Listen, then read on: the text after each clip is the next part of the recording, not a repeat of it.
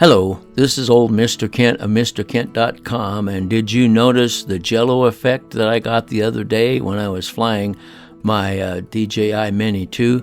Let's take one more look at it. This is a school where my grandson goes, and I stopped, and when I came to a stop, then I got the Jello effect. And at first, I kind of panicked. And then I kind of remembered that I bought these ND filters when I had my Mavic Mini, and I had the same thing happen back then. What happens is if those clip on to the gimbal, and they just kind of hang there because the straps, the metal straps, go back to the back, and there's a little hook on the end of the strap that goes down into a cooling vent. So that holds the it holds the filter tight against the front of the gimbal, and so it works really great. And so as long as you are careful not to jar it when you're putting it together, that's how it should look. You notice how that strap goes back around, and the little hooks on the end just snap right into a cooling vent on the back of the gimbal. But when you are getting the drone ready to fly, if you just happen to bump that filter from the bottom up, it pops it up like that, and now it's still hanging there. But when the gimbal looks down and up, then it shakes that thing around, and then when it shakes the thing around, well, then it makes the gimbal think it's done something. So then it tries to correct, and you get that Jello effect. So that's how I got the Jello effect. So here I am. I was going to test it out.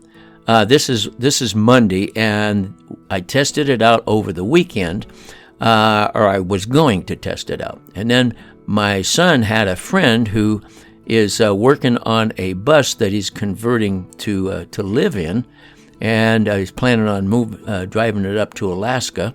But he's here using some of the knowledge of my son. I told him about my drone because he was thinking about buying one. I told him what I was testing and how I was had the problem with the gimbal, and the Jello effect. And so I said, I'll show you what happens. So I turned it sideways, and I says, now the drone's going to tip forward when it starts, but the gimbal is going to stay level, and it's going to happen all at once. So watch really close.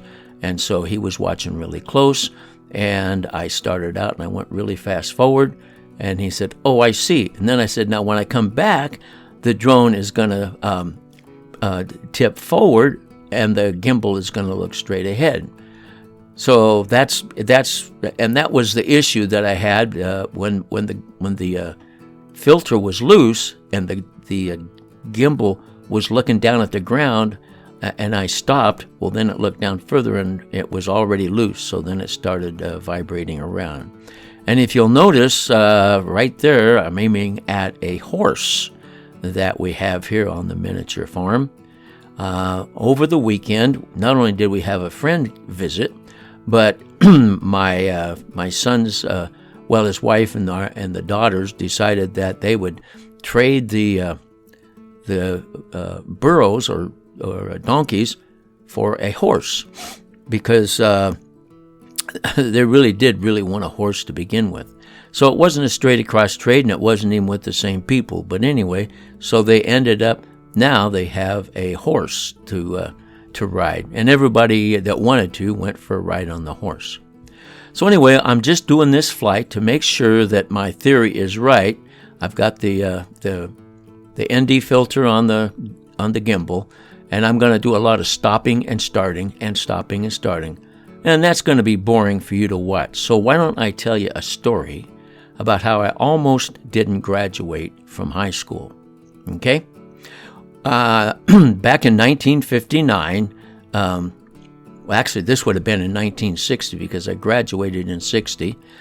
We went to a brand new school. It was a brand new school. We were the first graduating class, and they had these IBM fancy clocks that every clock in every room was lined up on the same time.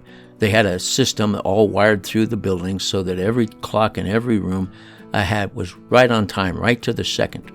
But one thing that we noticed, and I don't know how we learned, maybe we saw a janitor working on it or something, but anyway, if the clocks were hanging on the wall, and then there was a utility box behind them where you could plug it into the power, and also where the system's wire came around and plugged into the clock. And if you tipped that clock upside down, took it off the wall, tip it upside down, and hang it back up, as soon as you turn it right side up, then the second hand stopped turning, and the minute hand took the place of the second hand and went ahead 1 hour. So that set the clock ahead 1 hour. That's how you could set them ahead. And so well, once we figured that out, of course, we had to have fun. Let's say the teacher decided they had to leave the room to go to the office for one reason or another. And so while they were gone, I'd slide a chair over, jump up on the chair, pull the clock off the wall, turn it upside down, hang it back up again. When the teacher came back, well, we'd say, "Hey, you keeping us too long. It's an hour. You've had us here way too long." Because, instead of saying 11 o'clock, it would say 12 o'clock or something like that. And so that was a fun thing to do. And then the only thing is on my last day of school, when everybody's feeling like, oh, this is the last day, let's have fun. I was in my mechanical drawing class, and I think it was the last class of the day. Anyway, so the teacher would always get us started, and then he'd go out and have a cigarette. And so we would... And so that particular day, I decided, okay, I'm going to jump up on a chair while he's out there, turn the clock ahead an hour, and when he comes back, we can tease him. So he comes back, and he doesn't even notice that the clock's ahead an hour, and we're just quietly watching. And then pretty soon the principal comes in, and they kind of mumble to each other, blah, blah, blah, blah, blah, blah. And then principal leaves, and the teacher turns around and looks at us and said, okay, somebody messed with the clock. This clock in this room is the system's major clock. This is controlling every clock in a school. So every clock, even the one in the office, just jumped ahead 1 hour. Now, who's doing that? And, of course, we sat quietly. We weren't going to say anything. And then pretty soon he says, all right, you guys seniors, you're not going to graduate if we don't find out who's doing that. And so we sat real quietly. Well, pretty soon this friend of mine, I guess he's called a friend, his name was Bill, and he was in the back of the room. He says, we don't know who did that, but Kent knows how to fix it. And so anyway, I really didn't know how to fix it, but what I did was I waited after class. I unplugged the clock and stood there for a long, long time until real time actually caught up with what the clock said. And then I plugged it in, and it all worked fine. And then the rest of the school system's clocks all worked fine. But anyway, I came mighty close to not graduating. And probably my friend Bill, I can't remember. I think he was in the same grade as I was. So anyway, we all graduated, and everything turned out fine. So anyway, that's my story of how I almost didn't graduate. And there's the horse down there standing in the little shelter. I think she liked to be in a barn because she spends most of her time standing underneath that shelter. And of course, as you can see, we still have the goats. There's the old mama goat. She gets to stay in with the chickens. But the older goats, those two on the right, they're very playful, and they like to tease everybody. So there you go. There's the horse and the goats and my son's little farm, and that's the story about how I almost didn't graduate. I want to thank you for watching the video, and God bless.